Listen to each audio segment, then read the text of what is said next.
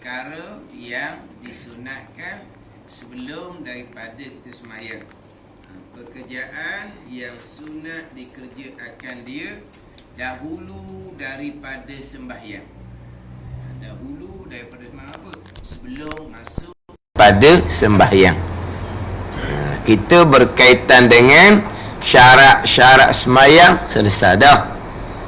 Selesai pula cerita berkaitan dengan waktu sembahyang 5 waktu. Kemudian ni nak masuk kepada pembicaraan sembahyang. Nak masuk kepada pembicaraan sembahyang, iaitu pembicaraan berkaitan dengan rukun sembahyang. Pembicaraan berkaitan dengan rukun sembahyang. Tapi disusun gitulah sebab kita belum nak masuk pada rukun. Terlebih dahulu kita bicara syarat dengan taharah tu. Kemudian sebelum kita masuk kepada sembahyang, melengkapi di dalam tu rukun, bicara dahulu perkara yang disunatkan sebelum kita masuk kepada sembahyang. Ini cara kita susun. Lepas tu sunat dalam sembahyang, ab'ad dan hay'ah. Sunat selepas daripada sembahyang, pergi kepada bacaan-bacaan wirid dan juga doa. Contoh dalam kitab Munyatul Musalli, kita boleh susun. Tapi dalam kitab Idatus Sibyan ni, hak sunat lepas sembahyang, kalau dah silap tak ada rasanya dalam kitab Idatus Sibyan ni. Dia hanya datangkan hak sunat sebelum daripada sembahyang. Dua perkara, pertama bang, kedua qomat, azan dan iqamah. Yang mana azan dan iqamah ni adalah syariat khususiyah kepada ummah Nabi sallallahu alaihi wasallam. Syariat ummah terdahulu tidak ada azan dan iqamah. Ini khususiyah kepada ummah Nabi sallallahu alaihi wasallam, disyariatkan pada tahun yang pertama Nabi hijrah ke Madinah. Kemudian azan dan iqamah ni syariat ijma' ulama. Syariat agama ijma' ulama, azan dan iqamah. Sesiapa yang ingkar syariat agama azan dan iqamah, ini jadi murtad wal'iyazabillah. Sebab ini perkara yang ijma' ulama. Azan dan iqamah ni menjadi satu tandaan yang besar dalam agama. Iaitu tandaan yang besar dalam agama, azan dan iqamah. Sebab tu terkadang orang yang bukan orang Islam, dia tak berapa suka sangat tu. Bunyi orang azan dia tak apa suka lah. Dia tak apa suka. Sebab kadang-kadang ada orang bukan Islam, dia jadi tertarik dengan Islam kerana azan. Dia dengar lama-lama dia tertarik je. Dia dengar tu dia rasa macam tenang je. Ni. Rasa tenang je. Faham tak? Kadang-kadang dia buat gapo-gapo dia berhenti buat, dia perhati je. Orang duduk bang, orang duduk azan tu.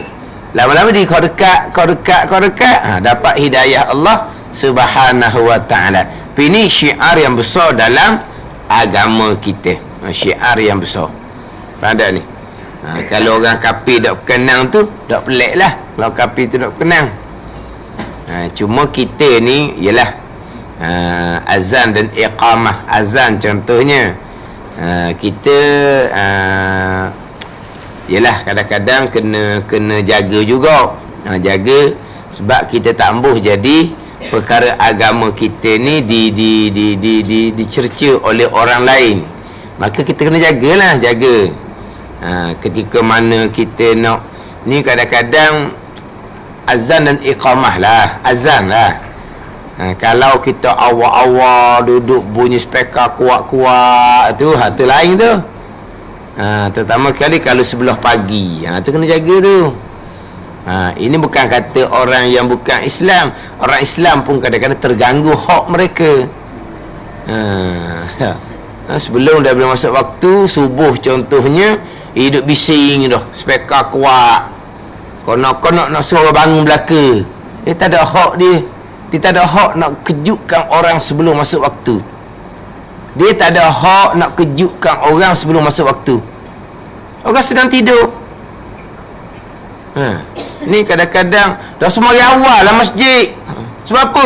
Macam sebut melepas. Dia nak qomat cepat. Dia banyak kerja. Ni nyakit. Ni mari lambat. Kita nak qomat cepat. Kita ni banyak kerja. Dah banyak kerja pun duduk azan duduk iqamah. Apa kamu? Jadi orang ramai ni kena ikut kehendak dia. Kena ikut kehendak dia. Ni nyakit pelik belakang ni. Siapa nyakit pelik ni berlaku di masjid. Ni nanya. Nyakit pelik ni berlaku di masjid. Yelah, kadang-kadang duduk di masjid pun perkara ni nak perkara lain. Kadang-kadang nak perkara lain. Di masjid kenapa? Kerana nak bertugas untuk dapat duit. Mana kok tu? Jadi tugas dia untuk dapat duit. Itu yang dia mikirnya. Itu yang dia mikirnya. Lepas tu macam mana muna tak kaya nak kira mana tu? Ada ni. Orang contoh seumpama ni kok hanya semata-mata untuk bertugas. Orang mengajar dia tak peduli. Tengok. Mengajar dia tak peduli. Dia nak cara sebab dia mari bertugas je. Bukan main nak belajar nak ke apa. Kalau dah kena time tugas, melitah pun duk. Ni peseng ni. Anda ni. Kadang-kadang ada tujuan lain.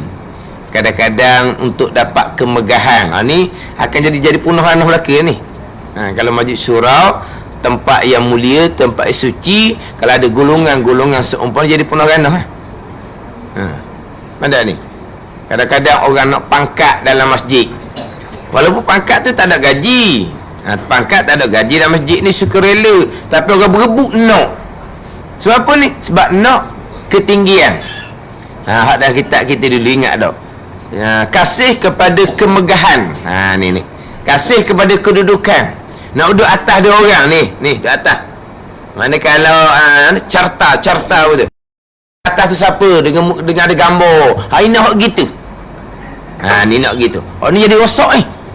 Rosak majlis surah kalau ada golongan yang seumpam ni rosak majlis surah. Dulu kita dalam bicara berkaitan dengan kasih akan kemegahan.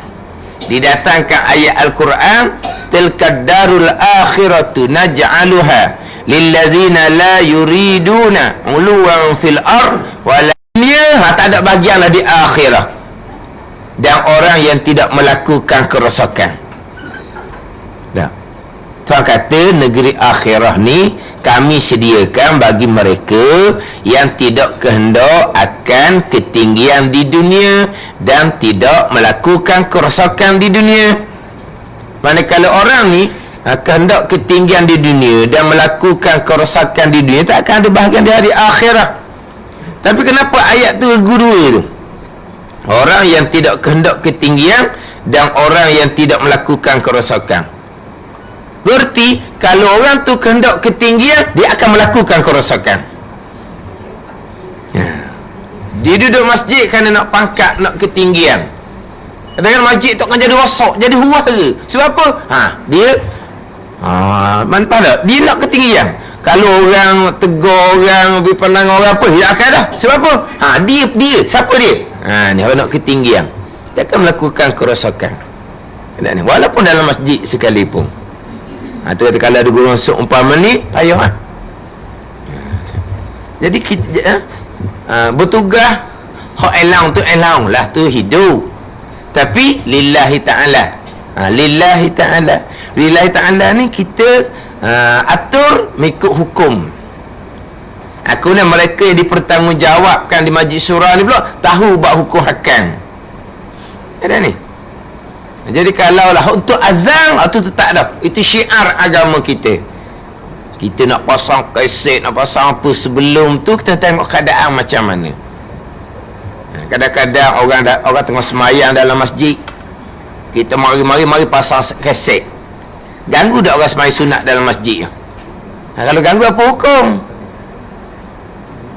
Ni ada ni. Orang kadang-kadang dia mari awal subuh-subuh ke masjid, api pun tidak buka, dia senyap dalam tu. Orang buka api tu kanjar, dia kejut dia ni. Tiba-tiba kita bukan hanya mari buka api, kita buka kaset. Ni apa ni? Orang dak faham agama belaka ni. Agama. Tapi kalau ba'azan, itu tak ada kompromi. Itu syiar besar dalam agama kita. Itu syiar besar dalam agama. Ada ni. Ingkar berkaitan dengan azan dan iqamah, itu jatuh kafir, jatuh murtad, waliyazabillah. Maka sunat bagi lelaki, itu perbuat keduanya, azan dan iqamah. Dan sunat bagi perempuan itu qamat jua. Orang lelaki sunat azan dan iqamah, orang perempuan hanya disunatkan iqamah jua. Orang lelaki yang disunatkan azan dan iqamah, kita sebut di sini jikalau sembahyang berjemaah. Orang perempuan hanya disunatkan iqamah jua. Kita tak sebut kalau perempuan nak berjemaah. Tak ada. Ni. Sekarang ni lelaki sunat azan dan iqamah. Ada tak disebut sini? Maka sunat bagi laki-laki yang berjamaah. Maka sunat bagi laki-laki yang berjamaah azan dan iqamah. Dan sunat bagi perempuan yang hendak berjamaah iqamah juga. Ada tak disebut sini? Tak ada sebut sini. Jadi lelaki sama ada berjemaah, sama ada sembahyang seorang diri, sunat azan dan iqamah. Perempuan sama ada nak berjemaah ataupun perempuan salat seorang diri, disunatkan iqamah. Perempuan kalau nak berjemaah, perempuan berjemaah ni berjemaah perempuan lah, imamnya perempuan. Kalau berjemaah imamnya lelaki, berjemaah di imamnya suami, maka bukan isteri yang tukang qomat. Suami juga lah. Ada dia sembahyang sekelamin. Suami dia suruh isteri dia qomat, suami jadi imam. Tak kena gitu. Dan sekarang ni isteri dia jadi makmum. Qomat ni makmum lah pada ni. Makmum lah qomatnya. Perempuan tidak ada iqamah melainkan berjemaah sesama dia, ataupun perempuan tak ada sembahyang seorang diri. Adapun perempuan kalau berjemaah dengan imam lelaki, tidak ada iqamah untuk perempuan. Yang suami itulah azan, iqamah dan jadi imam. Tiga benar ke dia? Tigalah ke dia sebab dia yang berkelayakan. Dan memang dia berkelayakan.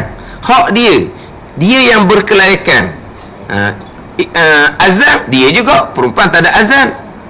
Iqamah dia juga, sebab perempuan iqamah hanya untuk berjemaah sesama perempuan, ataupun perempuan sembahyang seorang diri. Maka suami juga iqamah. Lepas tu imam, suami juga imam. Bukan masalah pahala banyak sikit ni. Hak berkelayakan. Hak berkelayakan, tak ada orang lain dah. Maka dia lakalah tiga-tiganya. Dia belaka tiga sebab hak pahala lah. Hak masalahnya orang perempuan tu azan tak ada bahagian dia. Nak iqamah dengan berjemaah lelaki bukan hak dia. Nak jadi imam kepada makmum lelaki bukan hak dia. Maka kena beri kepada yang berhak lah, suami yang lelaki tu. Walaupun tiga-tiga pun dia lah. Walaupun tiga-tiga dia seorang. Sebab apa? Sebab hanya dia yang berkelayakan di situ untuk azan, untuk iqamah dan juga untuk jadi imam. Ada ni.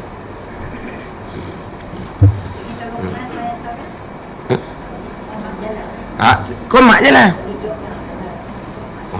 Awak cerita hak sunat dok dah apa tanya pula begitu. Dah kalau gitu, kalau dok dah apa? Kalau dok dosa lah. Kayak gitu kan dia kok. Kok sunat tadi kan? Apa hang lah sunat? Ada orang tanya kadang-kadang, sunat kalau tak buat tak apa. Kalau tak buat berdosa. Kejut dia dah. Kenapa berdosa sebab sunat? Dia tanya buat apa lagi tahu dah sunat? Orang jelas. Jadi hak sunat tanya, sebut berdosa. Sebut berdosa dia kejut pula. Mana boleh berdosa sunat je kan? Oh, tahu. Dia tanya buat apa? Tapi jangan tinggal hak sunat. Apa nak tinggal sunatnya? Nak tinggal sunat. Hak wajib orang cerita dah wajibnya. Semua orang kena buat. Itu ni suruhan yang putus, yang tak ada pilihan. Hak sunat ni kita nak tekannya. Kalau tinggal tak dosa tapi rugi. Iqamah lah. Kira orang nak qamah. Jangan kata tak orang nak qamah pula. Jadi kalau lelaki, azan dan iqamah, sama ada solat seorang diri ataupun solat berjamaah. Walaupun lelaki tadi ni dia dengar orang bang di masjid, dia tak pergi masjid, dia sampai di rumah dia pun azan. Tetapi kalaulah azan tadi di rumah contohnya, tapi nak buat jemaah keluarga, maka bang tu kena dengar sekadar ahli keluarga kita. Tapi kalau kita bang tu hanya untuk sembahyang kita seorang, kita bang hanya sekadar diri kita. Gitu. Kalau kita di rumah tak pergi berjemaah di masjid, kita nak berjemaah di rumah, maka azan bang tadi ni kuat dia sedikit sekadar untuk keluarga kita. Jangan bang macam duduk di masjid tu kejut pula orang, mana pula punya bang ni. Ada ni. Dia cuma kalau semai seorang, sunat azam dengan kuat jikalau kita duduk jauh daripada orang. Contohnya kita duduk bukit, kita duduk kebun. Kalau kita duduk bukit, kita duduk kebun, masuk waktu zuhur, dia pun nak semai zuhur, sunat azam dengan kuat, sekuat-kuatnya. Sunat seumpamanya sekalian makhluk yang dengar azam tu akan jadi saksi pada hari akhirat. Dan kalau ada jin di kawasan tersebut, dia akan datang berjemaah di belakang kita.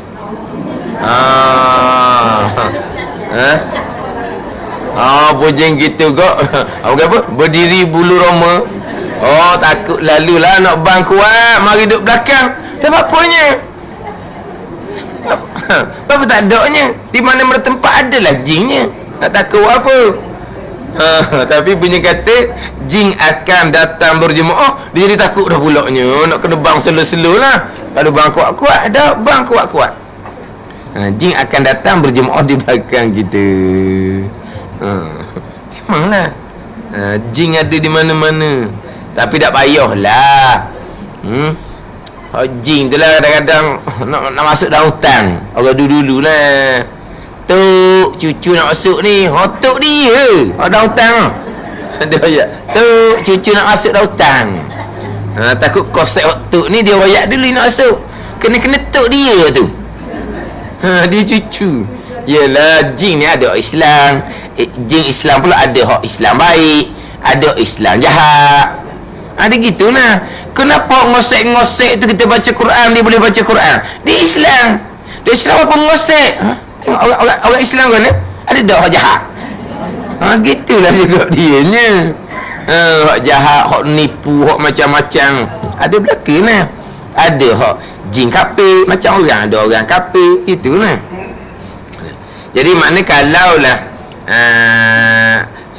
ni lelaki tadi solat seorang diri, sekadar dengar di telinga, amalkan tadi.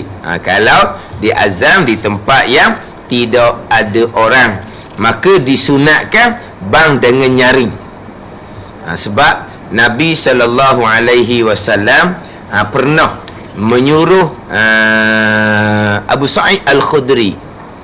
Ketika Abu Sa'id Al-Khudri duduk di padang pasir, tak ada orang, Nabi suruh bang dengan nyaring. Sebab apa? Sebab sekalian makhluk Allah yang mendengar suara azan tadi itu akan menjadi saksi pada hari akhirah. Pada hari akhirah. Ni kalau tempat tak ada orang.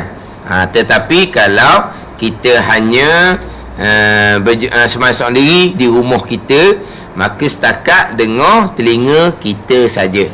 Setakat dengar telinga kita saja. Kalau kita azam untuk berjemaah ahli keluarga, sekadar dengar ahli keluarga kita.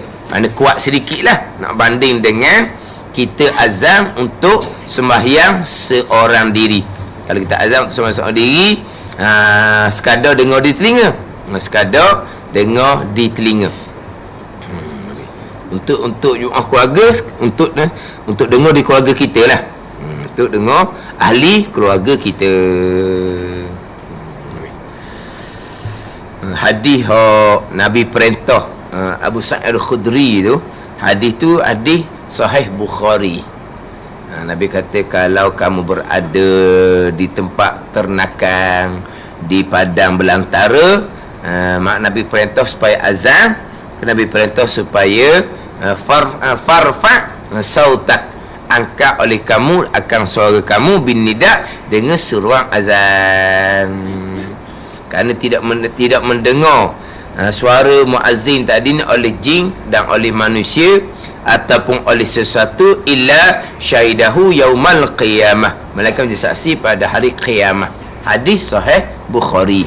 Hak berkaitannya kalau azan tu di tempat yang tak ada orang, jauh daripada orang, disunatkan azan sekuat-kuatnya. Bila macam orang masjid tu lah, macam orang masjid. Dan bagi perempuan itu qomat jua, disunatkan iqamah jua, disunatkan iqamah jua, untuk sama ada perempuan itu berjemaah ataupun sembahyang seorang diri. Tapi kalau perempuan nak qomat, dia disunatkan perlahan, bukan suara yang kuat. Tetapi kalau perempuan tu iqamah untuk berjemaah, dia biarlah dengar kodok-kodok ahli jemaah dia, kodok-kodok ahli jemaah dia. Mana tak sebagai orang lelaki lah, sebab perempuan disunatkan dengan suara perlahan, sir dengan suara perlahan, bukan dengan suara jahar, bukan dengan suara kuat. Tapi jangan salah faham pula, sir dengan jahar ni, perlahan dengan kuat ni, ada orang disalah faham. Perlahan setakat gerak bibir mulut, jahar dengar telinga, salah sangat-sangat tu. Sir dengar di telinga kita saja, perlahan. Jahar kuat ni ramai orang dengar, gitu. Dia kata sir gerak bibir mulut, suara tak keluar, tak dapat fadilat iqamah bagi perempuan ni. Ada ni. Sebab ini cerita bab zikir lisan belaka ni. Dia zikir lisan, bacaan lisan, syaratnya dengar di telinga. Tu syarat dia. Macam bacaan dalam sembahyang tu. Ni bacaan ni zikir sebelum dari sembahyang. Sama dengan bacaan dalam sembahyang. Sama ada hak rukun qauli ke, sama ada hak sunat qauli ke, syaratnya dengar di telinga. Kalau rukun qauli tu wajib dengar di telinga. Kalau tak dengar di telinga, tak sah rukun qauli. Kalau sunat qauli pula, sunat bacaan, nak dapat pahala sunat bacaan, sama ada sunat ab'ad macam kunung ataupun tasyahud, ataupun sunat qauli tu hay'ah macam doa iftitah surah contohnya, nak dapat pahala sunat, syarat dengar di telinga. Tapi bacaan tu panggil apa tu? Sir, perlahan lah orang panggil. Jahar macam waktu imam baca tu. Sir perlahan setakat dengar di telinga masing-masing. Dia faham sir ni gerak bibir mulut, telinga tak dengar, tak panggil baca gitu. Tak panggil baca. Jadi sekarang ni kalau kata iqamah perempuan perlahan, kalau semasa seorang memang kodok dia, kalau telinga dia je lah. Kalau dia berjemaah dengan perempuan, untuk ahli jemaah dia. Tapi kalau perempuan nak qomat kuat sedikit untuk ahli jemaah perempuan, kena tengok pula. Kalau dia berjemaah tu di masjid, dia ada program di masjid, kemudian dia pun zuhur tak main lagi ke mana ke, dia pun berjemaah zuhur, tiba-tiba di sebelah lelaki ada orang lelaki, maka qomat tu kena perlahan, tak boleh sampai suara pada orang lelaki, makruh pula.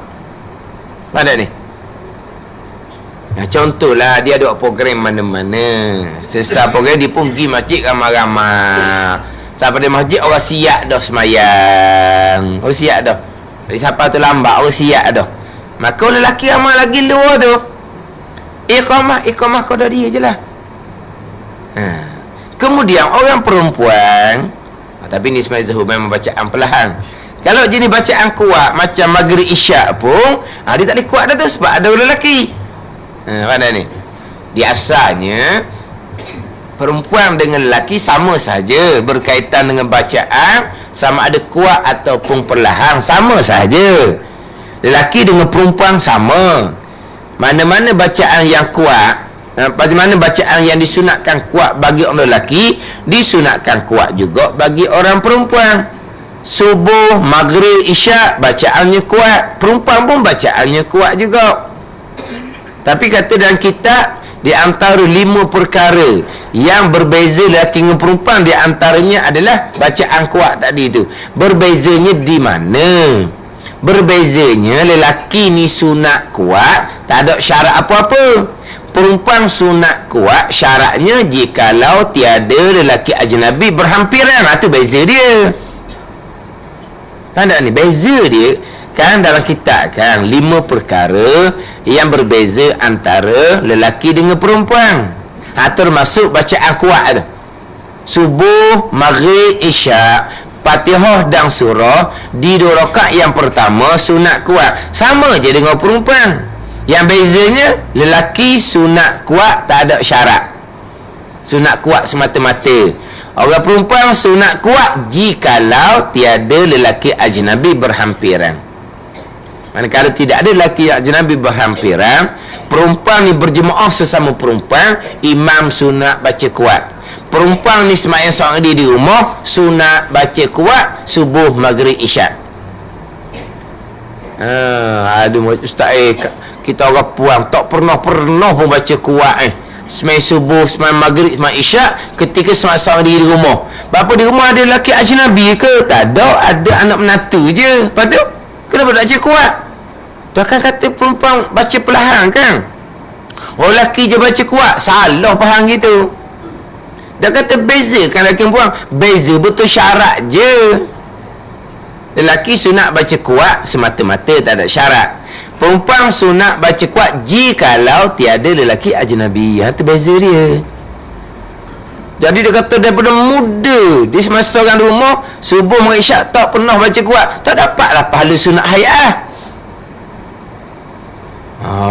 Tak apalah, sunat je. Rugilah. Rugi. Tapi kenapa jadi rugi itu? Kerana tak reti. Kerana tak reti. Dia tak tahu bahawa perempuan sunat baca kuat juga. Baca kuat ni bukan sesi dengar saja.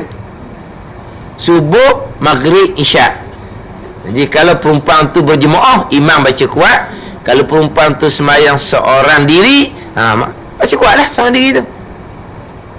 Ada ni. Sama dengan iqamah ni.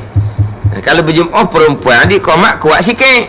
Kalau di sembahyang seorang diri perempuan ni, iqamah perlahan je lah.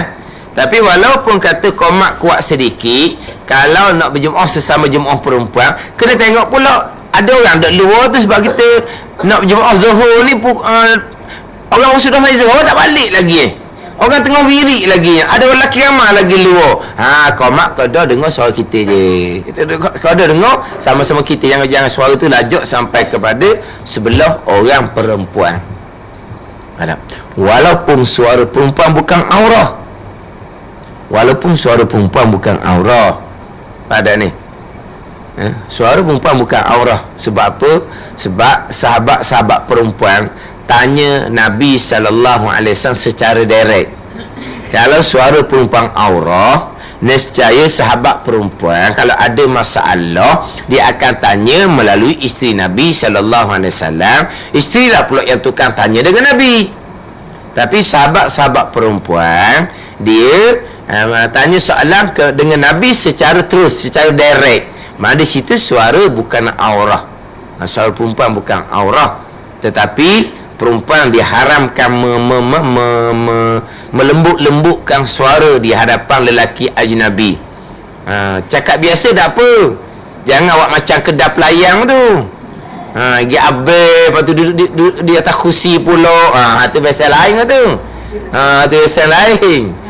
Itu pasal suara memanjakan. Itu haram. Ni suara biasa. Mana kalau kata perempuan nak berceramah, nak mengajar, tak ada apa-apanya. Tu ustazah duk mengajar di sekolah. Anak murid lelaki dia besar mana? Dah balik belaka dah. Mengajar tak ada masalah. Suara bukan aurah. Buat lagu, buat lagu tak boleh. Ni ada ni tak faham ke warna. Dia mengajar ustazah. Orang kata bukalah speaker, biar orang dengar kat luar. Sebab kuliah tu orang puan belaka dalam. Kalau pasang speaker, orang lelaki boleh tepang dengar luar. Tak boleh tadi suara aurah. Dia kata suara aurah pula tak boleh. Ini pun tak pakai speaker. Kemudian satu masa tu berzanji pasang speaker kat luar pula. Ketika buat lagu pasang speaker kat luar. Ketika ngajar tak boleh pasang speaker luar sebab suara aurah. Ni balik kuk orang panggil. Orang kata balik belah. Balik belah orang panggil tau. Balik belah, balik kuk, balik belah gitulah. Cukar cemaking. Tu musabaqah timbul khilaf ulama tu. Tapi kalau awak tak faham, kenapa tidak dibenarkan perempuan musabaqah Al-Quran? Sebab suara aurah bukan, tapi kerana buat lagu. Buat lagu tu. Kalau perempuan tu hanya hafal Quran tu, hafal tu kan, dia baca, baca biasa je. Dia baca-baca, dia sambung. Dia baca-baca, sambung. Tu test. Hafizah tu kan test. Tu baca saja tu, bukan buat lagu. Tu dah apa? Buat lagu tu. Tapi di situ pun ada khilaf ulama. Tapi memang ada pandangan tidak membenarkan walaupun buat lagu tu mengaji Al-Quran sekalipun. Tapi itu bukan pandangan yang sepakat lah. Ada khilaf di kalangan ulama tu. Tapi kalau orang faham, kenapa mengaji Al-Quran buat lagu tak boleh? Tu ustazah duk mengajar, suara bukan aurah. Suara bukan aurah. Tapi kalau suara bukan aurah, kenapa masa nak qomat tak boleh dengar dia orang lelaki? Kenapa masa kalau jadi tu imam perempuan, kenapa tak boleh kuat? Sebab nak jaga. Sebab ini dalam ibadah, walaupun suara bukan aurah sekalipun. Suara bukan aurah. Dia pelik aja di ngaji Quran tak boleh. Tu ustazah duk ngajar sekolah boleh mula-mula ada. Suara perempuan bukan aurah. Tetapi diharamkan dia memanjakan suara, memerdukan suara di hadapan lelaki ajnabi. Apa panggil apa? Wat dene. Tak dene. Dene pe. Dene. Ni kadang-kadang lah radio Aikim. Ada hak jurah heboh, hak cakap biasa. Ada jurah heboh yang cakap ni lebih dene daripada radio biasa. Dia dene dia ngila. Lebih daripada radio biasa lagi. Dengar radio klasik rasa tak gitu rasa. Tak ada radio klasik. Mana dia buat suara tu? Buat biasa-biasa sudahlah. Tapi pesen dia dah buat ngaja gitu cara orang lain. Tak, bukan. Kita radio hak Islami. Radio hak Islami. Tak sesuai lah buat suara manja. Lepas tu bergelak ketawa pula. Regu pula dengan ustaz. Ustaz pun bergelak ketawa. Hak jurah heboh hak den itu pun gelak ketawa juga. Radio apa gitu sejadinya? Ada hacking. Radio apa gitu? Kan dia ada kejurah buat jenis macam street. Cakap biasa je. Kita cakap bukan nak menarik minat orang dengan kemerduan suara, dengan kelembutan suara kita, bukan. Dengan kelunakan suara kita, bukan.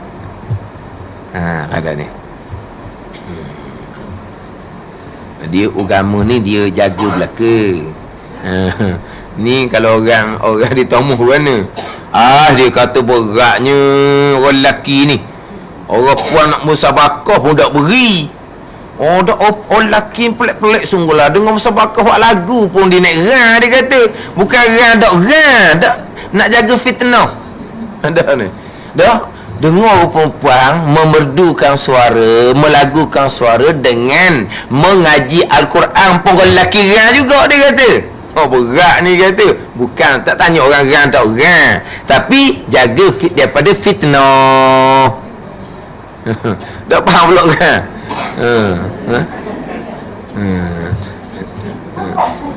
Oh biasa saya sebutnya sa dengeran atau cerita benda lain.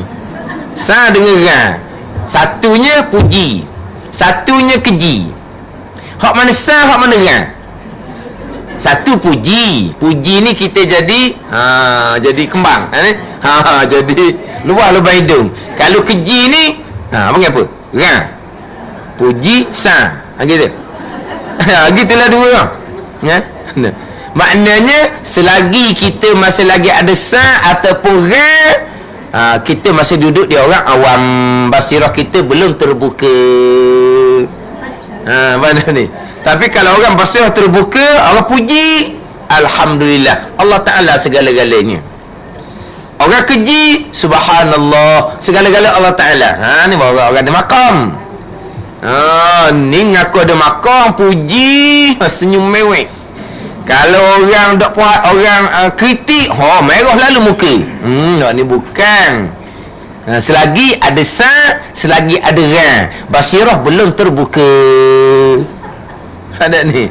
Ya kan, orang puji, kalau kita jadi kita lupa pujian tu datang daripada Allah.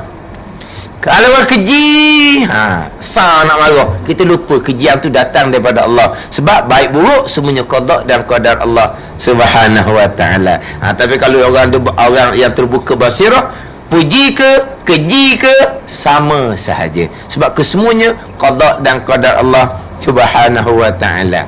Ni cakap tinggi-tinggi, dia kata dia ada makam, puji sikit, Allah nampak lain macam pelik dah. Orang komen sikit, komplain sikit, gelepor nak marah. Ni bukan. Ni banyak-banyak pesen gini lah, pesen ngaku. Pesen ngaku banyak, pesen nak cepat banyak. Pesen ngaku banyak, pesen nak cepat pun banyak. Belajar-belajar gini ni, alah, belajar, lepas tu jaga semayang, jaga ngaji Quran, jaga zikir-zikir biasa je, salat biasa, lambat. Lepas tu nak cepat. Nak cepat ni kadang-kadang ni nak ambil tariqah, ni nak ambil tariqah, ni nak bai'ah, ni nak bai'ah. Lepas tu mai tanya pula saya, macam mana ustaz, boleh tak saya nak ambil tariqah, nak bai'ah dengan sianu-sianu? Awak tak boleh tanya saya. Dah dia mursyid ke dah, awak tak boleh tanya saya. Awak sendiri kena kenal mana guru mursyid. Dah tariqah dia sebenar ke dah, awak tak boleh tanya saya tu. Awak yang nak menjalani, awak kena ada ilmu sendiri untuk mengenali siapa guru mursyid, manakah tariqah yang sebenar. Kamu kena kenal sendiri. Dan tanya ustaz lah ni, tak boleh tanya saya, dah tahu. Saya dah kenal hak dia tanya tu. Dah kalau tanya ustaz sekalipun, bukan semua ustaz tahu berkaitan ilmu tariqah. Hidup ngaji lama, dia ngaji ilmu syariat, bukan ngaji ilmu tariqah. Tanya dia, tak kena guru. Ada ni. Lepas tu kawan-kawan kita kata molek. Saya molek lah awak, kawan awak saya mana? Ni mocik-mocik jaga molek ni. Ni kata orang ni, ni ajak orang ni, mari kita bai'ah, mari kita bai'ah. Wak ni mocik ni dulu. Sebab apa? Kawan ajak. Kawan kata guru ni mursyid. Kawan tu ilmu banyak mana bab ilmu tariqah ni, nak kenal guru mursyid dan mursyid. Lepas tu nak ajak orang pula tu beringat. Kalau kena betul, tak apa. Kalau kena salah, ni. Sebab apa dia kata buat hak guru hak beri tu, zikir ni nampak ni lalu, zikir ni nampak ni lalu. Tu dah lalu tu, bukan. Bukan. Orang zikir tariqah yang sebenar, redha Allah. Tak ada nak tu nak ni, tak ada. Redha Allah semata-mata. Kalau berzikir, boleh berzikir malam, akan nampak begini-begini. Tu bukan dia. Itu penyakit rohani dia panggil, penyakit dalaman. Kotor lagi tu, tak ikhlas. Sebab nak gapa-gapa, bukan nak redha Allah. Ni sebab kita syariat, nak maqam, nak kelebihan, nak pahala, nak syurga, dia panggil suci, ikhlas dia panggil. Tapi ni sebab perjalanan dia panggil kotor, tak ikhlas. Syirik lagi tu. Tapi bukan syirik cerita bab syirik khafi, riak tu bukan. Ni syirik bab ketinggian, asrar ni hak ketinggian. Ada ni. Mana kalau diri, kalau awak ambil zikir ni, awak akan dapat ni. Bunduh, bukan lalu dah.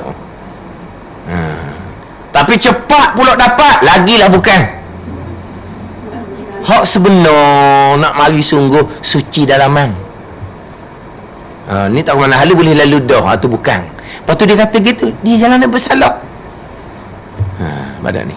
Jadi nak kita nak ikut zikir-zikir ni, guru tu mursyid ataupun tidak, zikir tu atau tidak, kena ada ilmu sendiri, bukan tanya orang lain. Walaupun ustaz sekalipun, ustaz tak boleh nak jawab. Kalau dia tak mengaji tarekat, tak boleh nak jawab. Hanya ngaji syariah, tak nak jawab. Orang pondok sendiri pun terkadang tertipu dengan tarekat. Dia ngaji syariah, dia bukan ngaji tarekat. Pada ni. Kemudian kalau tanya pula hak ngaji tarekat, dia tak kenal, dia nak kata macam mana. Mursyid ke tidak, dia tak kenal. Lepas tu, orang nak ikut tu kenal. Mursyid macam mana? Apa syarat dia? Tak tahu. Tak tahu. Tapi nak cepat. Lepas tu ajak orang pula. Hak kawan ni ikutlah pula saya saing. Kita duk cerita sebetul bak kita ni dulu. Kena taubah banyak dulu. Kalau ada hutang-hutang semain puasa, kena selesaikan dulu. Lepas tu kita nak zikir sunat-sunat, perbanyakkan ngaji Al-Quran. Itu selebih-lebih zikir. Kalau kata Al-Quran tak pandai nak baca, cari guru Quran. Hak tu je. Pandai ni? Hak tu sahih hak tu. Cari guru Quran, ngaji guru Quran. Lepas tu banyak ngaji Quran. Hak tu je. Lepas tu lambat nak sapa ketua. Ni je lelaki ni. Gopoh belaka ni. Sebab kadang-kadang kegiatan ni ada dalam kelas saya sendiri. Kadang-kadang orang kata, tak Ustaz Junadi tu. Padahal kita pun dah tahu. Hak kegiatan mereka sendiri-sendiri. Hak ada duduk mari, lepas tu dah ajak orang. Mari, ikut kami, ikut saya. Dia mari tu macam nak ajak orang pula. Badak ni. Kadang-kadang orang seumpama ni, mari belajar pun dia tak terima mana orang mengajar ni. Payah. Sebab kena mikir, nak kalau salah kena bertaubat, payah. Dia nak mudah apa kata ni? Zikir dia rasa dah boleh. Zikir dia rasa dah boleh. Tu mudah. Biasa je. Orang duk mengaji ni kan. Yelah, kalau kita asah tak ada. Tua-tua baru kita nak belajar. Takkan semudah tu kita nak faham. Faham tak ni? Orang mengajar pula, kadang-kadang kita mula-mula mungkin kita tak boleh nak turut cara penyampaian dia. Faham tak ni? Satu hal, kita belajar nak boleh faham cara penyampaian tu, satu hal pula situ. Ada ni. Lepas tu kita pun nak faham satu-satu perkara. Kalau kita hak tak ada asas, memang payah nak faham. Lepas faham pula, payah pula nak ingat. Gitulah. Lepas tu warna kita tu ni, pah ke bila duk belajar gini, pah ke mati lah. Siapa ke mati tak ni wajib fardu ain kepada kita. Bukan, yang wajib kepada kita belajar. Faham, reti tu semua kurniaan daripada Allah. Faham tak ni? Kalau kita mengaji tak faham, kita tak boleh tinggal belajar fardu ain, belajar sampai ke mati. Tapi bila apabila duduk gini, dia ada payah. Akhirnya ada dah hak mari, tapi mari bukan nak belajar sebenarnya. Dia faham, mari kita gini, kita beramal, berasa asyik, berasa sedap, berasa mudah menangis, berasa tak kasih dah ke dunia, mudah dah berasa bangun malam. Dia tipu dia syaitan ni bagai-bagai. Tipu syaitan ni bagai-bagai. Macam mana nak bertarekah kalau ilmu syariat kita tak selesai? Ilmu syariat kita selesai, macam mana kita nak bertarekah kalau ilmu tarekah kita tak belajar? Ilmu syariat kita alim dah. Kita nak bertarekah, kena belajar pula ilmu tarekah, nak kenal guru mursyid mana, zikir yang sebenar hak mana. La ilaha illallah sebenar lah. Sebenar belah ke zahirnya. Macam kita semayang bang ni lah. Hak ada semayang bang ni sebenar belah ke zahirnya. Tapi ada semayang dengan akidah, ada semayang tanpa akidah, ada semayang dengan ilmu, ada semayang turut-turut, ada semayang ikhlas, ada semayang riak. Zahirnya samalah. Semayang belaka. Pergi Mekah belaka. Ada orang pergi Mekah dengan akidah, ada orang Mekah tanpa akidah. Ada orang Mekah lillahi ta'ala, ada orang Mekah kan nak cerita kat orang. Benda sama je. Faham tak ni? Orang ngaji Quran gitu juga. Ada orang ngaji Quran serta beramal dengan akidah Al-Quran, serta beramal dengan perintah-perintah Al-Quran zahir dan batin. Ada orang ngaji Quran saja akidah Quran, dia tak ada. Perintah zahir batin Quran dia tak peduli. Sebab nak tahu akidah Quran, nak tahu perintah zahir batin Quran, kena ngaji tauhid, fiqh, tasawuf. Hak duk ngaji akidah dalam kitab tauhid tu akidah Quran. Kita duk ngaji perintah dalam kitab fiqh, tasawuf tu itulah perintah Al-Quran. Kita duk ngaji larangan dalam fiqh, larangan dalam tasawuf tu kan itulah larangan Quran. Kan tak ni? Tapi ngaji Quran, tapi hak ni tak peduli. Ngaji Quran zahir comel lah. Perjalanan boleh tentu lagi. Sama dengan la ilaha illallah, zikir tu selebih-lebih zikir. Tapi salah kok mana? Ni dia tak ada ilmu, tapi nak terjun dah tarekah. Sebab dia nak cepat. Dia mengaji gini ni waktu lambat pak bila dia kata. Kata kena setangga. Lah ni tak main tangga dah dia kata. Main tangga orang tua lepas tangga je. Main lift kata dia. Tekan sapak katah lalu. Oh dia main sedap dia ni. Sapak katah lalu. Ya tangga-tangga dah. Pak bila orang tua nak main tangga-tangga ni. Ni semua gopoh belakang ni. Ya. Kita nak ajak-ajak orang kena cermat. Tak nak kena cermat. Sebab kita boleh nilai guru yang mursyid. Kawan kita kata guru mursyid, kawan kita tahu kat mana, ngaji kat mana nak kena ilmu guru mursyid. Guru dia kata, memang dia kata dia mursyid. Tarekah dia ada silsilah, ada sanad. Ada silsilah, ada sanad. Tapi kadang-kadang bawakan tu tak sama dengan asal.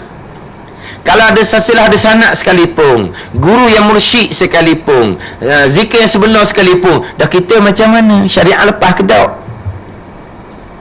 Sebab dia banyak syarat nak bertarekah ni. Selain ada guru mursyid, syaratnya bekal kita ada. Kita ada bekal. Apa bekal kita? Taqwa Allah. Itu bekal kita. Apa taqwa Allah ni? Akidah kena comel, syariat zahir batin kena comel. Itu taqwa Allah. Itu wajib kepada kita. Guru kita tolong hak ni hak wajib aini, wajib fardu atas masing-masing. Tak ada siapa boleh tolong. Pandai ni. Macam ginilah orang nak jalan naik bukit. Kita perlu pada juru pandu. Sebab kalau kita naik seorang sesak, makan rimah lagi apa dia. Jatuhlah mana-mana cerung apa semua ni, kena ada juru pandu. Tapi kita kena sihat. Kena juru pandu tu dukung kita. Tak boleh. Kita kena sihat sendiri. Tapi nak naik bukit, naik gunung walaupun sihat, kena ada juru pandu. Ada ni. Samalah, nak bertarekah kena ada guru yang mursyid. Tapi kita macam mana ni? Kita kena ada taqwa Allah.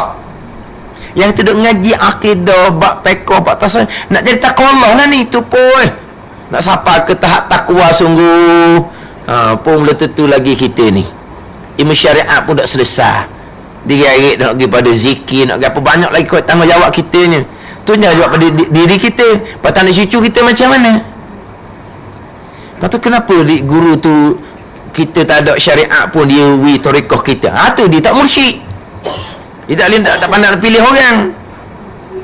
Beri berlaku semua orang. Tu tanda awal-awal tu bukan guru mursyid. Dia tak kenal nak pergi ke siapa. Hak gini biasa kau puang lah. Cepat sungguh lah kau puang. Jawapan dia cepat. Dia benda-benda yang jiwa-jiwa ni kan. Hak jiwa-jiwa ni dia cepat. Hak jenis hajat menangis jawapan dia cepat. Dia cepat macam tu. Dia lembut. Mudah turut orang. Kawan ajak pergi. Ni pun ajak ni ajak ni. Jangan gitu, kita ajak tak kena gaya, berat tanggungjawab kita ni. Betul, kita nilai ilmu mana. Orang kata, tak boleh pakai orang kata. Ustaz betul, ustaz mana beritahu? Ustaz tu ustaz ahli dalam bidang tarekah ke? Bahawa ustaz mengajar syariat. Mengajar syariat tak kena. Ada ni. Orang ngaji pondok pun molek-molek ambil tarekah hak salah. Pondok pun sama Tok Guru pesan sama. Tak duli. Belajar dulu tak duli. Kena pula hak salah. Akhirnya keluarga pelajar tu menyalahkan Tok Guru. Ada sampai peringkat jadi isim, jadi gila. Mak ayah menyalahkan tu guru. Walah dia tak dia nak kata tu guru, dia pergi cari kat luar. Tu kata jangan. Belajar dulu. Oh bila main duk gitu? Bila nak sampai ke Tuhan? Ni pesen ni, payah ni. Payah pesen ni. Tu tempat ngaji lah. Jadi isim, jadi gila. Akhirnya aksiden mati. Memang tu guru kena. Dah. Yang nama tu guru mati aksiden jalan kaki. Dari pondok Empah ke Kota Baru, lepas tu balik jalan kaki, langgar di kereta. Berapa kereta langgar dah, malam-malam buta jalan kaki. Yang dipertanggungjawabkan hak kata kat Tok Guru lah. Makna murid dia, tapi Tok Guru pesan dah jangan. Belajar dulu. Nak bertarekah kita kena kemas pula ilmu tarekah. Nak kenal mana guru yang sebenar, mana tarekah yang sebenar. Nak kenal pula dalam perjalanan apa pula gangguan-gangguan yang ada. Ada ni. Orang learning ni dia kadang-kadang dia ada tujuan yang terselindung. Sebab kita belajar seumpama ni ikatannya tak kuat. Tapi kalau kita cari guru sebagai syekh tarekah, kita ikatan kuat. Mana kalau kita kata Hak Zahir duk ngaji ni, kalau salang tangan je, jabat tangan je. Jabat tangan tapi hati kita hati ke lain, dia hati ke lain, tapi jabat tangan. Tapi kalau bertarekah dengan syekh ni, dia akan paut hati. Jabat sampai ke hati. Pandai ni. Kalau sebenar lah, kalau tak lah. Hak sebenar hak mana? Hak tak mana? Kena belajar. Belajar dulu. Bukan belajar ilmu syariat kita ni. Ni ngaji ilmu syariat je ni. Ngaji ilmu tarekah. Ni ilmu tarekah. Ilmu tarekah mana pula? Cakap kalau gitu kok. Panjang cerita jadinya. Ada ni. Dan dia zikir-zikir ni di saudara sedaging. Kalau sebenar pun saudara sedaging, clear, selamat dunia akhirat. Kalau tak sebenar pun saudara sedaging. Payah nak berobat. Payah nak berobat.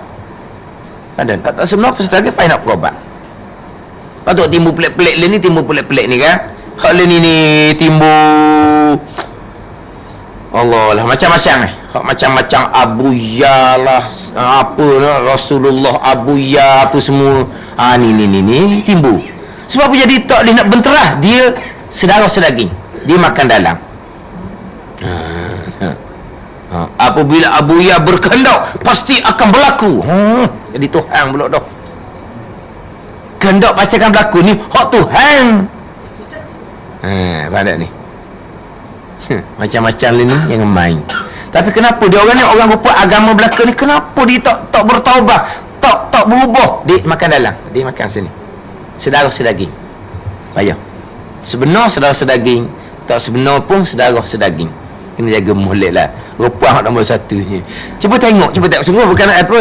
Kalau tengok hak ajaran hak kena takak. Mana ramai pengikut lelaki dengan pengikut perempuan. Pengikut perempuan hak paling ramai. Pelik-pelik ajaran pun ikut perempuan paling ramai. Dia gitu. Beringatlah kita ni, kita nak amal zikir ustaz, amal ngaji Quran. Lepas tu wirid solat. Lepas tu zikir pagi, zikir petang, kemudian perbanyakkan selawat. Tu je. Ada ni. Yang utamanya Quran. Ngaji Quran, cari Quran, ngaji Quran. Tu je.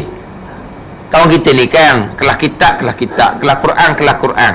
Hak kelas kitab ni kita nak jaga agama. Hak kelas Quran ni kita nak beramal ni, nak zikir. Kan gitu kan? Rupuan kan dia rajin dua-dua tu kan. Dia kalau bab betul kita kata nak rupuan mudah terikut. Tapi rupuan hak paling rajin ngaji. Paling rajin belajar, paling istiqamah orang perempuan. Pada ni.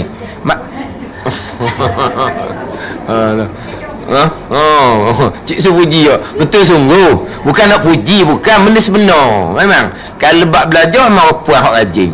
Jadi belajar hak kitab ni, ini hak asal agama. Lepas tu cari kelas Quran untuk selebih-lebih zikir membaca Al-Quran. Tu selebih-lebih zikir membaca Al-Quran. Baca Quran lah. Orang tua dulu gitu je amalan mereka. Amalan mereka je Quran je. Ada ni. Quran sama-sama tangan orang tua dulu. Tak ada nak sibuk tarekat tak ada. Ada tarekat dulu untuk guru, tarekat.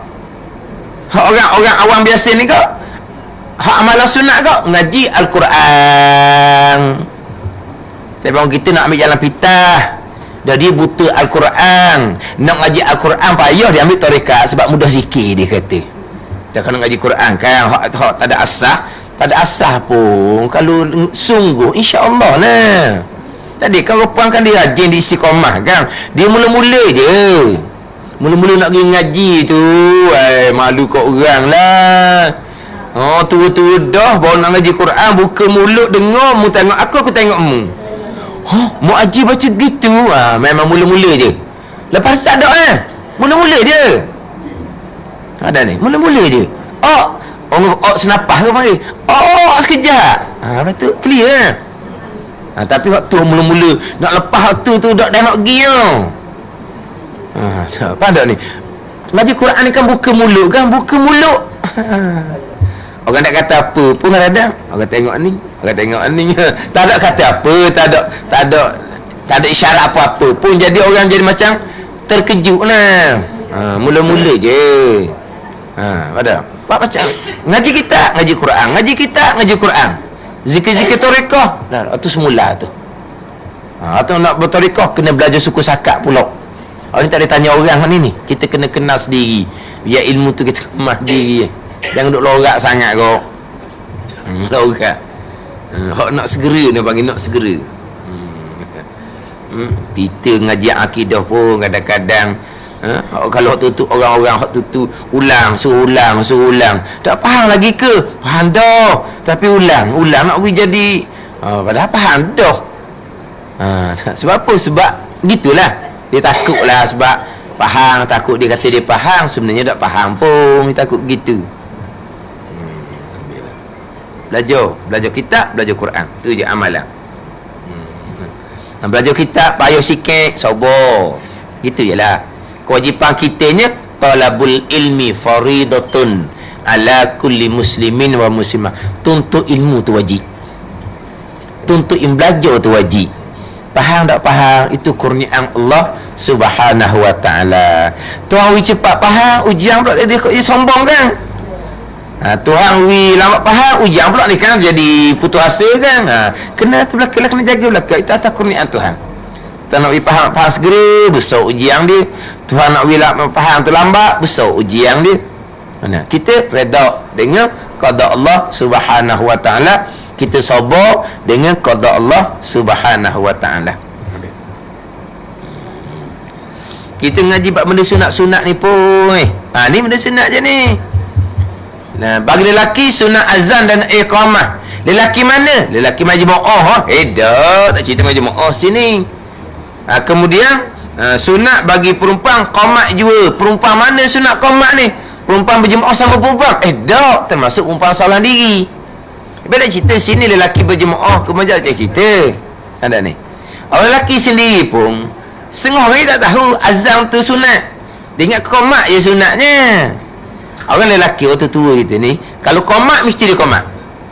Kalau qamat mesti qamat. Ni bukan majmu'ah ni biasa kan. Kalau qamat mesti dia qamat. Tapi bang tak jing. Bang apa ni bukan kita nak jemaah. Dia ingat ke bang ni sunat habis nak berjemaah semata-mata bukan. Walaupun semayang seorang diri sekalipun. Ni kadang-kadang bukan kata semayang seorang. Masjid-masjid sekarang ni berjemaah pun ditinggal bang. Kalau lewat sikit kuliah ditinggal bang. Dia pakai komak je. Habis lewat sikit. Lewat kuliah habis setengah jam lepas daripada isyak. Suku jam ke 20 minit setengah jam ke tidak azan dah. Itu pada iqamah. Hukumnya makruh. Sebab azan ni, bang ni, pandangan dhaif dalam mazhab Syafi'i sama dengan pandangan mazhab Hambali, fardu kifayah. Kalau berjemaah tidak bang, dosa. Kita sunnatun muakkadah, sunat kuat tuntut. Tak bang, hukumnya makruh. Sebab apa ni? Lewat dia kata. Waktu banyak dah dia kata. Dah. Ada pula setengah tempat di pesen ni. Kalau kuliah maghrib tu agak lambat berhenti, masuk isyak dia berhenti dulu. Dia suruh berhenti dulu kuliah, dia bang dulu. Dia bang dulu siap-siap, lepas tu sambung kuliah semula. Ikut anda lah. Dalam mana pun, tapi dia bang dahulu. Kita dalam mazhab Syafi'i, bang bukan untuk waktu. Kita bang untuk sembahyang. Bang ni hakul lis solah, bukan hakul lil wakti, bukan untuk waktu, untuk sembahyang. Bila kita nak sembahyang, kita bang lah. Bila kita nak sembahyang, kita pun bang. Kalau isyak tu lewat, nak sembahyang tu baru bang. Masuk waktu lah bang. Bang bukan untuk waktu, bang untuk sembahyang. Bukan untuk waktu. Ini mazhab Syafi'i kita. Ada ni. Sehingga kan waktu habis dah. Macam Nabi SAW terlajak subuh. Waktu habis dah. Nabi SAW perintah Bilal azan. Maknanya di situ, kalau azan bang ni untuk waktu sembahyang, waktu sudah tidak ada.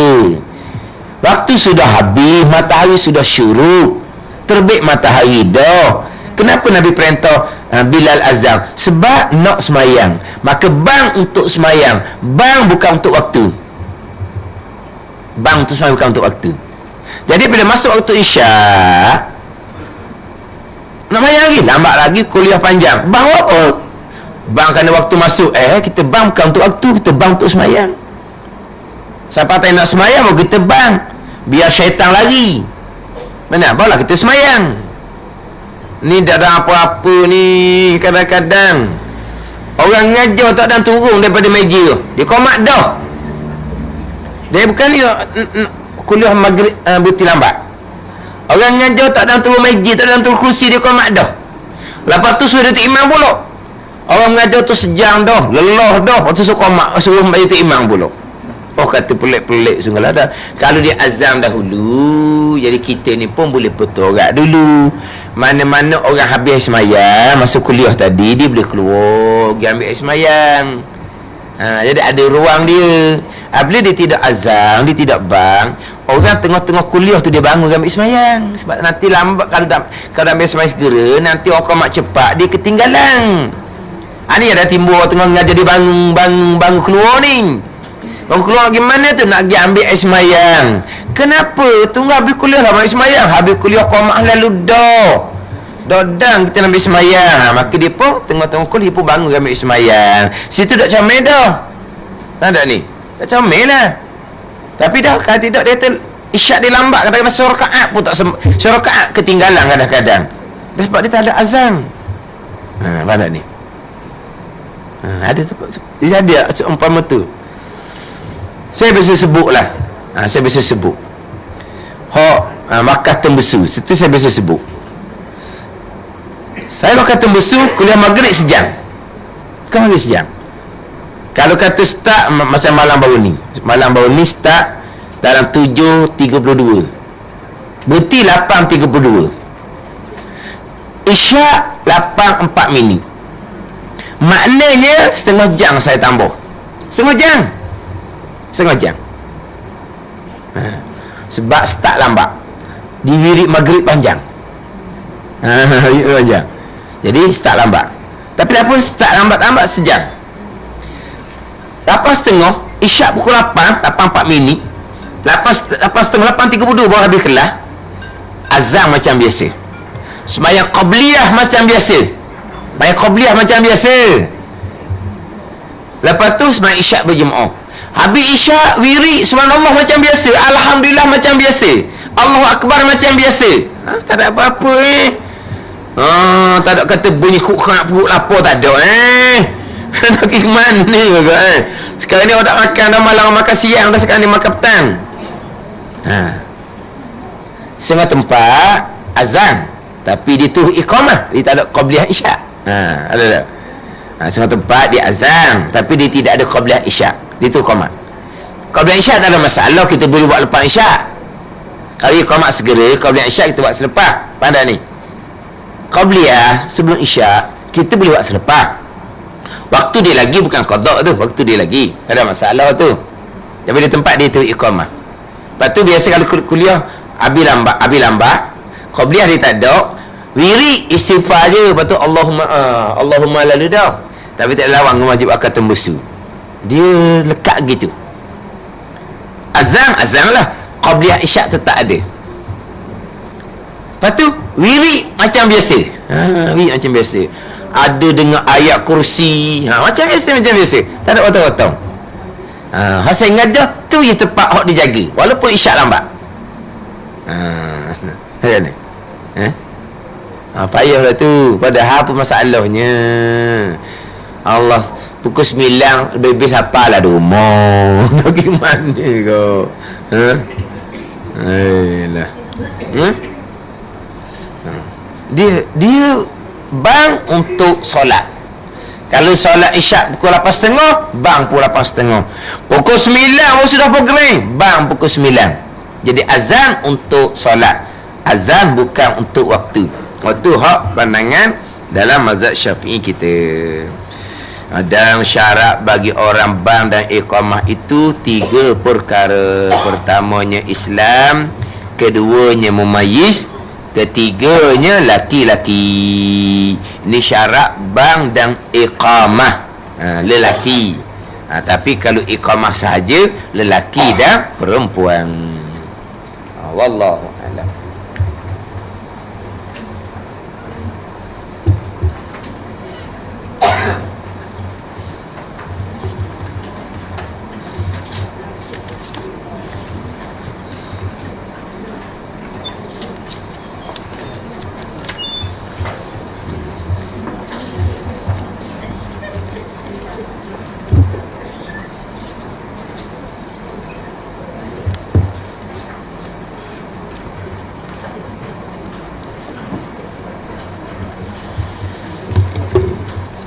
Hak Jawi ni muka surat 17. Hak Rumi muka surat lain tau. Kan lain muka surat kan tak sama kan tau. Hak Jawi muka surat 17.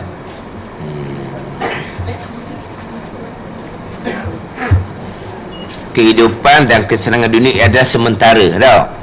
Hak Rumi surat berapa? Ini 17. Rumi surat berapa? 15. 15. Ni hak Jawi 17.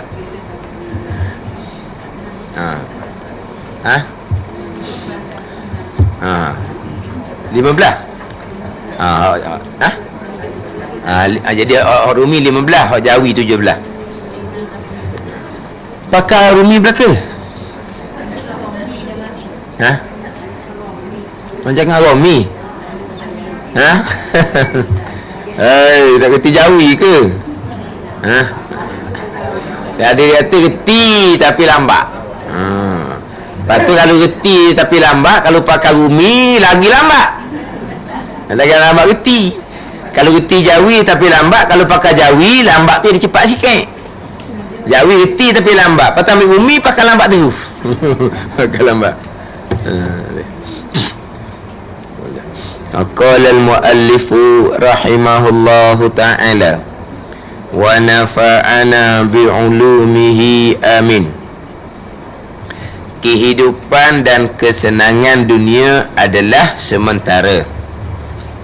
Kehidupan dan kesenangan di akhirat adalah kekal. Dunia tempat berusaha bagi mencapai kebahagiaan di akhirat. Ad-dunya mazra'atul akhirah. Artinya dunia adalah ladang akhirah. Dunia adalah perhumaan, tempat tanaman, tempat buat bekalan untuk hari akhirah. Ini sambungan sifat kecelaan yang keenam. Kasih akan dunia diterjemah dengan cinta, hubud dunia, kasih akan dunia. Satunya kasih, satunya dunia. Kena tahulah kasih tu setara mana yang dicela pada syarak. Dunia ni apa? Dunia terdahulu, sesuatu yang tidak bermanfaat selepas dia mati, itu panggil dunia. Walaupun rupa akhirah sekalipun panggil dunia. Kita buat kerja akhirah, tapi niat kitanya untuk dapat habuan dunia, maka panggil dunia jugalah. Sebab kerjaan kita tu tak ada manfaat lepas dia mati. Walaupun atas dunia orang puji kita, orang baik, orang apa sekalipun, sebab kita buat kerja akhirah, tapi niat kita bukan akhirah. Niat kita bukan lillahi ta'ala. Niat kita nak dapat habuan dunia. Maka ada manfaat tak perkara agama dengan niat untuk dapat haban, tak ada manfaat lepas dah mati, maka panggil dunia lah. Dah apa dunia dapatnya? Orang akan puji, orang akan kata orang baik lah, orang apalah. Adapun kalau perkara tu ada manfaat lepas dah mati, walaupun rupa dunia sekalipun dipanggil akhirah. Walaupun rupa dunia sekalipun dipanggil akhirah, kalau perkara tu ada manfaat kemudian daripada mati kita. Mana ni? Hak ada di kita semuanya dunia, dengan pakaian, dengan makan, ini dunia belaka. Pakaian untuk apa? Untuk tutup aurah, itu akhirah. Makan minum untuk apa? Untuk jadi sihat, awak ibadah, itu akhirah. Pada ni. Sebab kita untuk bekal akhir ada manfaat lepas dah mati. Itu panggil akhirah lah. Ni kita nak mari belajar. Ni kita kan ada kenderaan. Kenderaan tu kita guna untuk akhirah. Maka akhirah lah. Kalau tak ada kenderaan pengangkutan, kita nak mari belajar pun ni. Atau saya ceritalah zaman itu dia jalan kaki, tak perlu nitah jalan. Lain ni nak nitah jalan depan tu pun orang redah ni. Jalan depan tu. Oh, dia kena kena minta buat tepi light sedepan tu. Tepi light macam depan mana? Kat sekolah tepi light kan. Nampak susah. Siang nampak moci-moci nak nitah jalan. Kena minta line kuning situ. Susah. Dulu bolehlah jalan kaki. Orang sekarang nak jalan macam mana? Ni kata jalan sikit tak boleh. Dulu jalan atas tanah, kita jalan atas tak sama. Tak sama. Mana kita perlu pada kenderaan. Kenderaan tu guna untuk apa? Guna untuk belajar, guna untuk kemudahan dalam kehidupan kita, nak pergi kerja apa semua, untuk nafkah keluarga. Kenderaan ni untuk kemudahan keluarga kita, anak-anak kita nak pergi mana-mana, nak belajar, nak apa. Letak molek, dia akan jadi akhirat, tak akan jadi dunia. Kalau tak kena letak buat amal ibadat pun tak panggil akhirat, panggil dunia. Semaibang tak tinggal, tapi akhirah tak ada manfaat. Sebab tanpa ilmu tak panggil akhirah, walaupun rupa-rupa ibadat sekalipun. Mana kalau kena letak akan jadi akhirah belaka. Kalau kena ada ni, atas kita lah. Lepas tu lah kita nak jadi perkara tu dunia ke akhirah, dia bergantung pada hati kita. Hati kita tuju ke mana? Kalau hati kita tuju akhirah, dia akan pusing akhirah belaka. Sebab bergantung dengan hati kita. Tapi kalau hati kita dunia, segala-gala akan dunia belaka. Buat kerja agama pun nak dunia. Apabila hati kita bermatlamatkan dunia, buat kerja baik pun tujuan nak dunia.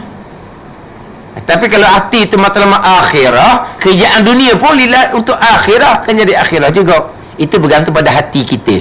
Benarnya sama saja. Pakaian yang sama, makan minum yang sama, kenderaan yang sama, rumah tangga yang sama, kerja yang sama, benda sama. Tapi nak jadi dunia ke akhirah ke, ni dia gantung pada hati. Hati dunia lah, hati akhirah lah. Pada ni hak beriman dengan hari akhirah tu, hak tu bab lain tu. Hak tu bab akidah.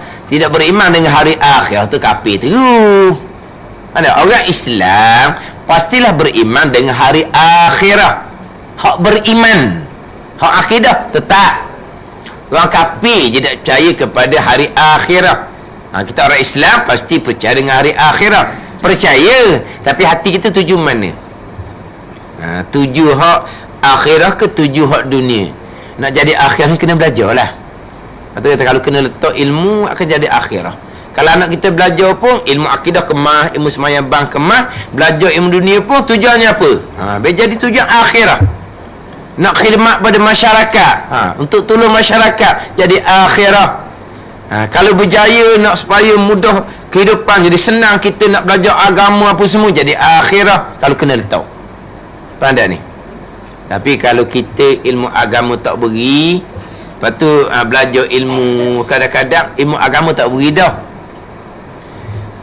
Belajar sekolah agama, kita letak kepada anak kita belajar sekolah agama, kerja mudah, tak akan dia nganggu. Kalau awak belajar sekolah hak menengah biasa, sekarang payah nak kerja. Lagi kot tu.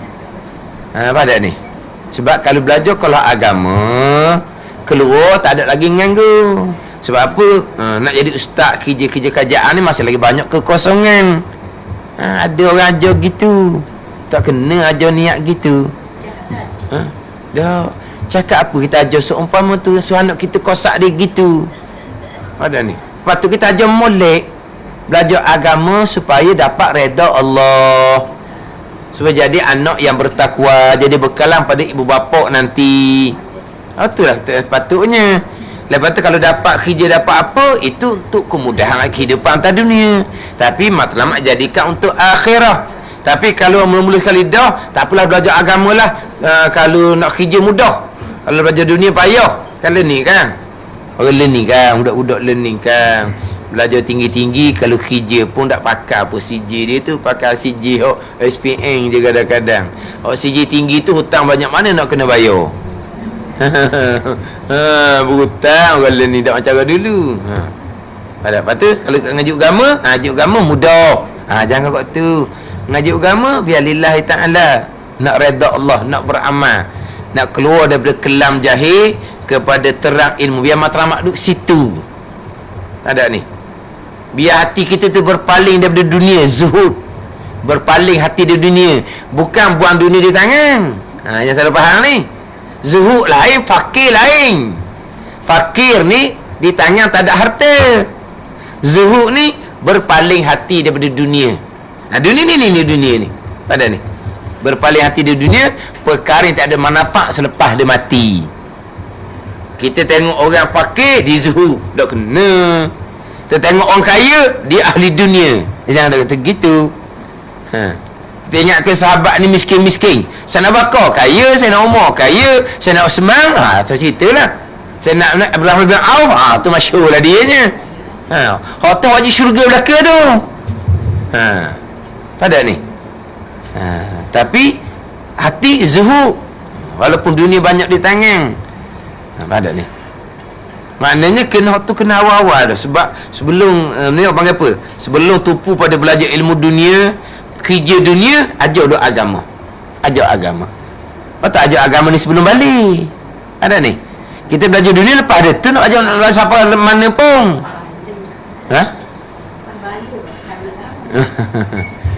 Lepas balik pun alhamdulillah, sebab kita berkecuali tadi kita sendiri. Tapi nak kena ajar awal ni, ajar kenal Tuhan, ajar akidah yang sebenar, ibadah yang sebenar. Ni ajar ni. Kasih ke dunia ni dicela pada syarak. Hak naknya zuhud, berpaling hati di dunia. Sebab apa? Sebab dunia sementara. Kita nak kasih pada benda yang sementara. Sementara. Kehidupan dasar dunia adalah sementara. Bukan kata sementara sebelum kita mati. Hak tengah-tengah kita hidup ni pun sementara je. Ni kesenangan kehidupan ni bukan kata kita umur panjang kat ni, umur je panjang, tapi kesenangan dunia sementara. Kita dah umur ada lagi, tapi kesenangan dunia, makan minum sedap-sedap tak boleh, penyakit banyak. Ada apa dia? Orak pun sakit dah, pinggang pun sakit dah, kepala pun denyut seumur, mata pun tak apa terang dah, gigi pun tak pernah ada dah. Nak ke mana lagi? Tak sungguhlah kulit kau lama, kau kecu. Nak ke mana lagi? Memang hidup lagi, tapi benda ada? Tak ada. Itu je. Dah main nak tidur malam, kena musim kotor, sebut tak kena. Kesenangan dunia. Realiti kehidupan. Realiti kehidupan. Jalan pun gitulah, hogeh dah. Apa dia?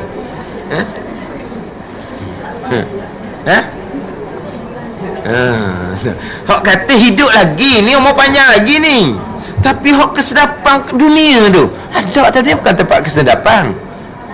Tu Zuhri, hak dalam pelotok ni macam-macam duk gangguan ni. Kalau masa kita segar lagi ni, tapi dalam ni hatulahan ni lah. Hak ni mesti, kalau tak ada hak ni beratlah kita. Jadi macam terkejar-kejar dengan dunia ni. Ada. Hak ni kena buat segera. Kalau tak buat segera, beratlah, susahlah. Senang kita.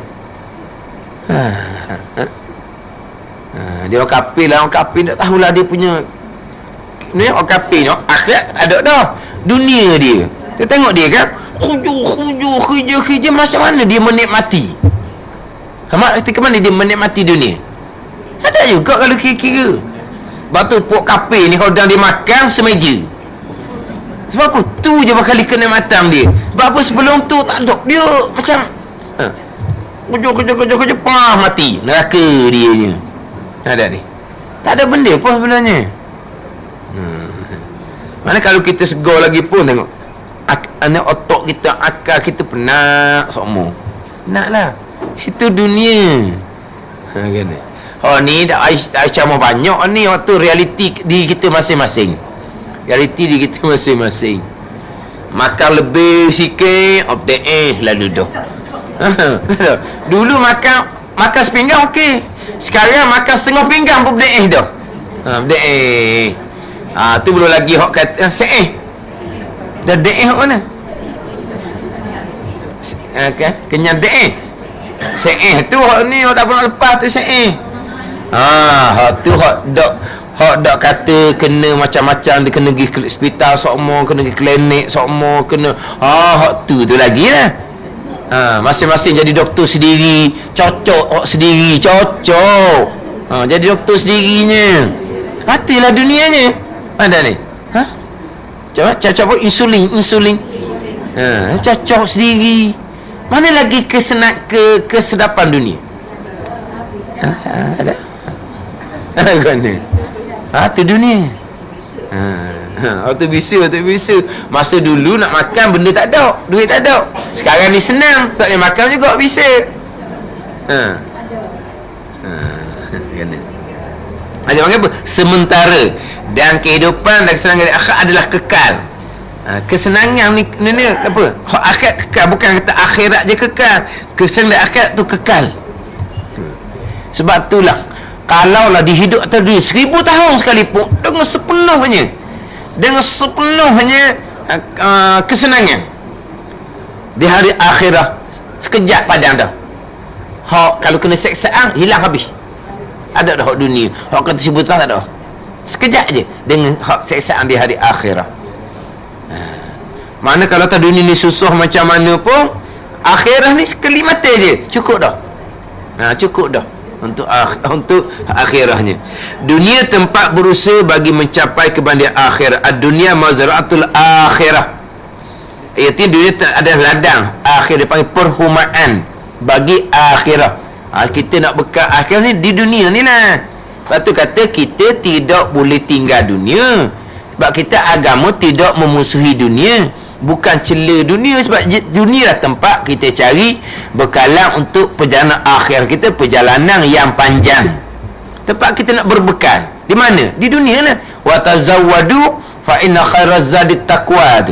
Berbekallah kamu, sesungguhnya sebaik-baik bekal adalah takwa kepada Allah Subhanahu wa taala. Dah takwa kita di mana? Di dunia lah. Nak takwa nak guna apa? Guna barang dunia lah. Kita nak bertakwa kena guna barang dunia belaka. Ni kita nak belajar ni, barang dunia belaka ada di kita ni. Dengan tepak, dengan meja, dengan speaker, dengan lampu, dengan ekor, barang dunia belaka. Tapi bila jadi untuk akhirat, dia panggil dunia panggil akhirat. Kalau tak ada tepak, ada nak kelah. Tak ada speaker, nak kelah mana? Tak ada lampu, nak kelah mana? Ada ni. Kerjaan kita atas dunia, tapi sebagai tempat bekalan untuk hari akhirat. Keduniaan banyak daya penariknya. Hak benda daya penarik satu, dunia hak depan mata, akhirah gaib. Kita biasanya lebih tertarik kepada hak depan mata. Sesiapa yang lemah imannya akan terpikat dengan keindahannya dan lalu mencintainya, mencintaikan dunia, maka lupalah dia kepada Allah dan kepada akhirah yang semua orang kembali kepadanya. Dia ada doa sikit, ya Allah jadikanlah kami orang yang mencintai Engkau dan berlomba mencari keadaan Engkau, amin. Nanti mai doa sikit sebab ni cerita bab dunia ni. Sebab apa? Sebab kita ni mudah tertarik dengan hak depan mata. Akhirah perkara gaib. Kita mudah terpikat dengan keinginan dunia, akhirnya kita mencintai dunia, lupa kepada akhirat, lupa kepada Allah. lupa pada akhirat. Cuma kita orang awam ni gitulah.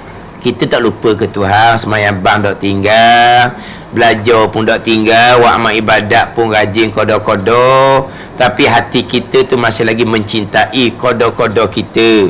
Maknanya kalau kodok orang awam, cinta, kasih, sayang kepada dunia, tetapi tetap kita jaga akhirat. Cinta macam mana ke dunia sekalipun, kalau bercanggah dengan hari akhirat, kita tak akan ambil. Kita tak akan turut, kita sayang ke dunia. Tapi kalau Tuhan larang, kita tak turut. Sayang macam di dunia sekalipun, tapi kalau kata zakat, kita tak pernah kata sayang dunia apa ke zakat udah ada. Pandai ni. Mana kat sayang qada tu nisbah kita awam tidak tercela lagi. Kasih tu kasih, sayang tu sayang. Kalau baru-baru kau tengok, pas tengok. Takut orang gesek-gesek kan. Wah, ni orang baru ni. Ni. Takutlah sayang. Sayang sungguh lah. Anak cucu gimana dekat-dekat. Jangan. Sayang, cinta. Tapi taklah siapa perekat kita lupa agama. Cuma kadang-kadang kita ni lah imbang-imbang. Orang lemah ni. Orang hok muqarrabi suruh hati dia akhirah je lah, tak ada dunia. Kita orang awam ni kena imbang lah. Mana faham tak ni? Sebab kalau terlampau cinta pada dunia sampai masa nak mati, tinggal barang yang kita cinta, nak pergi kepada alam akhirah yang kita tak apa peduli, nak pergi ke? Nak pergi ke? Hati ketuna dang tak kita nak ingat ke Tuhan. Kalau kita tak mau tinggal hak kita cinta ni, tiba-tiba nak tarik kepada alam akhirah yang kita tidak buat persiapan pun. Jadi macam mana kita nak masa tu nak ingat kepada Allah Subhanahu wa taala? Dah nak tarik kita pada dunia yang kita cinta kepada akhirah yang kita tidak peduli. Hati kita takut takut lupa kepada Allah Subhanahu wa taala. Hati kita syaitan ambil peluang lalulah. Syaitan ambil peluang untuk merosakkan akidah agama kita. Hati kita. Maknanya kita jagalah. Hak kata dunia pun hak wajib tetap. Hak sunat-sunat pun kita dahulukan hak sunat tu. Sayang pasal dunia pun kita dahulu hak sunat. Sebab apa dia jadi berkat akhirat. Kalau ada harta benda pun biar hala ke akhirat. Tapi kalau tinggalkan anak-anak jadi akhirat, jadi akhirat juga. Kena jadi akhirat. Anak kita buat ibadat jalan agama, kita tinggal harta pada mereka, mereka buat ibadat akhirat juga kepada kita. Ada ni? Akhir juga pada kitanya, tapi bergantung pada anak tak pula. Itu atas kita lah kita didikan agama ke tak. Tapi kalau kita infak sendiri-sendiri, sahih itu akhirah kepada kita, janji kita ikhlas. Ikhlas pada masa kita sumbang, ikhlas selama-lamanya, kita tak akan ungkit dah kemudian, tak akan cerita dah kemudian. Ikhlas pada sudah, itu hak milik kita yang sebenar. Tapi kalau kita tinggal dunia kepada anak-anak pun akan jadi akhirah. Jikalau anak kita bawa kepada jalan akhirah, akan jadi akhirah belaka tu. Yang kita faham kok, kalau kata infak, hak tinggal pusaka tu jadi saja, jangan kata gitu. Jadi saja tu, dia akan jadi akhirah kalau bawa pada jalan akhirah. Yang ketujuh, mengkagumi diri. Ujuk. Kita biasa ujuk sebut ni hairan diri. Hairan diri. Ni dia diterima dengan mengkagumi diri. Kagum macam mana? Banyak ilmu sungguhlah aku ni. Banyak amal sungguhlah aku ni. Pemurah sungguhlah. Pemurah. Banyak ilmu daripada orang lain, banyak amal daripada orang lain, pemurah daripada orang lain. Lakah tu takabur. Tak apa. Takabur lakah. Ni dak ni kita sekarang ni. Kata heran kita ni. Boleh buat amal kita akhir zaman ni. Heran. Rajin semua kita buat amal. Heran dia orang panggil. Heran. Boleh buat amal kita. Yelah. Lintasan tu syarat tak ambil salah. Kita istighfar semua. Memanglah tolak istighfar lah. Tapi dia sifat-sifat cela ni jadikan sifat hati. Kalau mari lintasan syarat tak ambil salah. Memang lintasan tu mari semua. Dan jadi baik ke? Baik. Baiklah. Mana? Kita pun la haula wala quwata illa billah. Tak ada daya upaya melainkan kesemuanya daripada Allah Subhanahu wa taala. Oleh kerana kita kekurangan itulah kita kena ada salah satu. Kalau ada tiga-tiga tu ilmu, kalau kita ada mengajar kat orang, sedekah jariah dia kena ada ni. Dah kita ni lemah kan, bekalan kurang, ada sedekah jariah, ada anak-anak yang soleh. Ni yang kita ni ada ni. Kalau kata kita tak ada mengajar orang, kita ada sedekah jariah, kita ada anak-anak soleh, ni yang kita. Untuk yang kita solat tak cukup, tak apalah, ada ni, ada bekalan dah standby kitanya. Gitu je lah. Lepas tu kita harap kepada kurniaan Allah, syafaat Nabi sallallahu alaihi wasallam. Wallahu alam. Bismillahirrahmanirrahim. Alhamdulillahirabbil alamin. Wassalatu wassalamu ala sayyidil mursalin wa ala alihi wa sahbihi ajma'in.